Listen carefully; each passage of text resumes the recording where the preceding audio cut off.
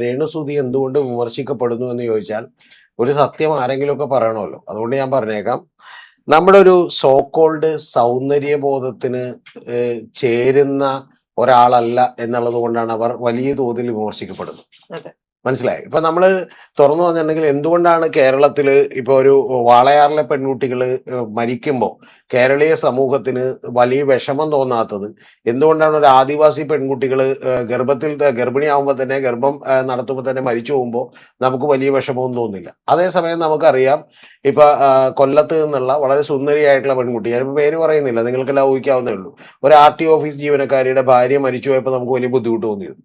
അതെന്താണെന്ന് വെച്ചാൽ ആ പെൺകുട്ടിയെ കാണാൻ നമ്മളുടെ സോക്കോൾഡ് സൗന്ദര്യവുമായി ചേർന്ന് പോകുന്നതുകൊണ്ടാണ് വലിയ പ്രശ്നം തോന്നിയത്. കൂടാതെ 1.5 ഏക്കർ 1 ഏക്കർ സ്ഥലം കൊടുത്തതല്ലേ, 80-100 പവൻ കൊടുത്തതല്ലേ, എന്നിട്ടും അത് സംഭവിച്ചല്ലോ എന്നുള്ളത് കൊണ്ടിട്ടാണ് നമുക്ക് എന്ത് ചെയ്യുന്നത്. പേര് പറഞ്ഞാലും കുഴപ്പമില്ല, വിസ്മയയുടെ കാര്യത്തിൽ നമുക്ക് വലിയ സങ്കടം തോന്നിയത് അതുകൊണ്ടാണ്.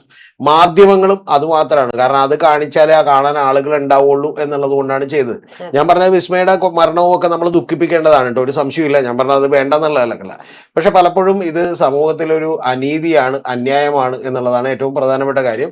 അതുകൊണ്ട് കൂടിയാണ് ഇപ്പൊ രേണുസുതിക്ക് അത്ര വലിയ സൗന്ദര്യമില്ല.